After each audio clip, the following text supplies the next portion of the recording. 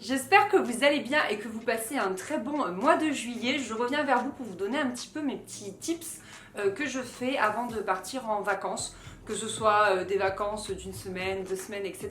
ou que ce soit un petit week-end. Je me suis rendu compte que je faisais toujours la même chose et de la même manière que je vous ai donné mes petites astuces pour faire votre valise, je me suis dit que je pouvais vous partager mes petites astuces à faire avant de partir en voyage.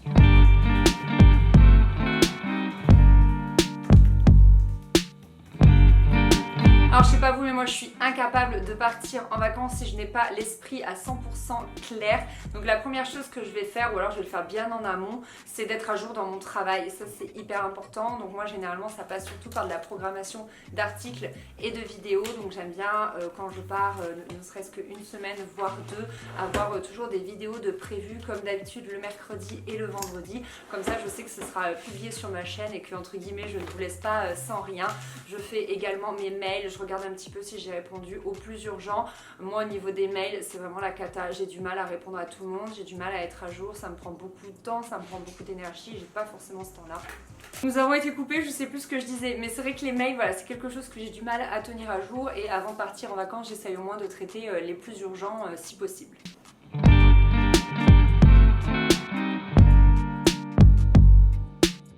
La deuxième chose que je vais faire un petit peu également au fur et à mesure, c'est de vider mon frigo. Moi j'aime particulièrement partir avec mon frigo vide, comme ça je sais que je ne vais perdre aucune denrée alimentaire et c'est hyper important pour nous.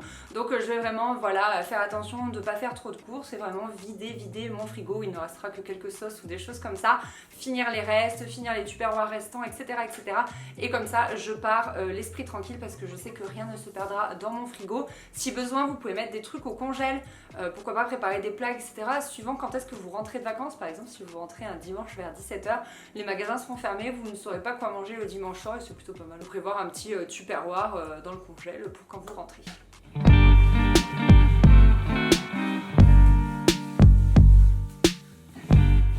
La veille ou l'avant-veille, j'aime bien aussi me refaire une petite beauté. Donc là, ça dépend vraiment de vous.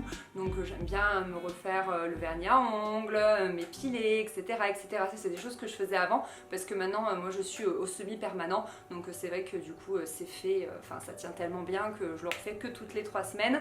L'épilation, moi, je la fais au laser. Donc je n'ai plus besoin de m'épiler. Par contre, ce que j'aime bien faire, c'est me faire un gommage du corps si jamais je pars au soleil. Parce que le gommage, c'est vraiment le truc que je ne fais pas. Que je prends pas le temps de faire, j'ai plutôt la flemme, etc. Mais quand je sais que je vais partir au soleil, 2-3 jours avant, je me fais un gommage. Attention de ne pas le faire le matin même parce que ça fragilise votre peau et ensuite vous prenez le soleil par-dessus, c'est très mauvais. Donc vraiment 2-3 jours avant, voilà, je me fais un gommage intégral du corps et comme ça je sais que ma peau est prête à recevoir le soleil comme il se doit.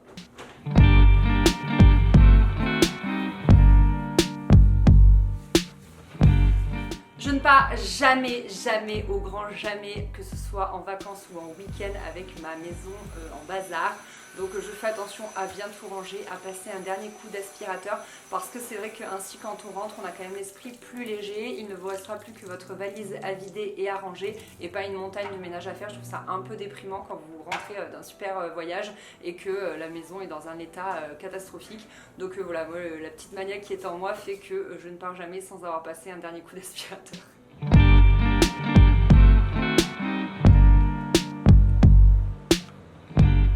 Au moment où je fais ma valise, donc ça je vous ai fait toute une vidéo avec tous mes conseils sur comment faire sa valise, etc. Comment l'organiser au mieux, je vous la mets dans le petit si jamais ça vous intéresse. Là je veille surtout à bien recharger mes appareils électroniques. Donc je vais mettre à charger ma caméra de vlog, ma caméra fixe, mon téléphone, une batterie externe au cas où s'il n'y a pas de prise dans le train, pas dans l'avion, enfin voilà des choses comme ça, histoire d'avoir toujours une batterie de secours pour mon téléphone. Ça dépanne toujours, ça dépanne également mon chéri, c'est pas que parce que je suis blogueuse entre guillemets, c'est vrai que quand on passe tout son trajet sur le téléphone pour s'occuper, ça peut très vite se vider. Pareil si vous avez une liseuse, une Kindle, là vous la rechargez, etc. Je veille bien à faire tout ça parce que souvent c'est long à charger, donc le matin même c'est trop tard, je mets ça vraiment la veille et comme ça je suis sûre que je repars avec tous mes appareils bien chargés et j'en ai suffisamment pour tout le trajet.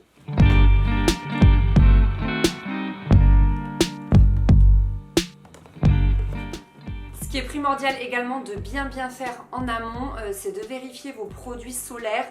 Donc généralement, il peut arriver qu'il nous en reste de l'année précédente, mais c'est pas très bon de les garder parce que ce sont des produits qui bien souvent sont ouverts du coup depuis un an, qui ont passé plutôt pas mal de temps au soleil, à la chaleur, etc. Et du coup ça dégrade les composants de ces crèmes.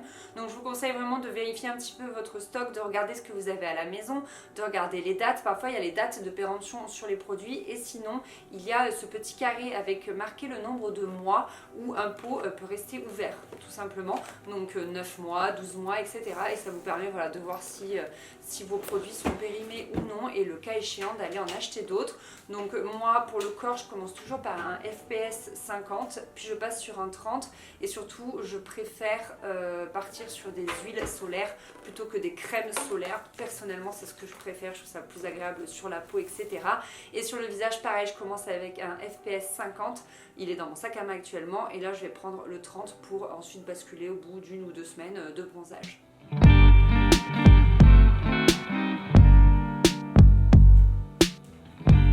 Et enfin, la dernière chose que je fais ça à chaque fois que je pars plus de 2-3 jours et que je sais qu'il n'y a personne qui passera à la maison. Nous avons la chance à la maison, notre porte est vitrée et elle apporte un maximum de lumière, ce qui fait que je peux vraiment partir de la maison avec les volets fermés pour un maximum de sécurité. Mais j'ai toujours cette source de lumière là, donc ce que je fais c'est que je prends toutes mes plantes et je les accumule autour de ma porte. Comme ça, je sais qu'elles auront suffisamment de lumière tout en gardant ma maison fermée. Et ça me sécurise beaucoup parce que voilà, je pars l'esprit tranquille, mais en même temps je sais que mes petites plantes auront tout le soleil dont elles ont besoin et j'en profite également pour les arroser une dernière fois. Et si je pars vraiment longtemps et qu'il y a certaines plantes assez fragiles, je les mets avec un petit fond d'eau, en fait je les mets dans un plateau ou dans des tupperwares, dans des boîtes, etc. pour qu'elles aient quand même un petit fond d'eau et qu'elles puissent voilà, être arrosées voilà, tout au long du séjour. Puis après c'est vrai que si je pars vraiment longtemps, généralement je laisse les clés à mes parents et ils viennent de temps en temps les arroser un peu. Et bien voilà, je vous ai livré toutes mes petites astuces avant de partir en voyage ou en week-end. J'ai vraiment hâte de lire les vôtres, donc si vous voulez bien me les partager, je les lirai avec plaisir. J'espère que ça a pu vous donner des petits conseils, des petits tips. Et puis écoutez, je vous retrouve très vite pour de prochaines vidéos autour de l'été et des vacances. Je vous fais des bisous, bye bye.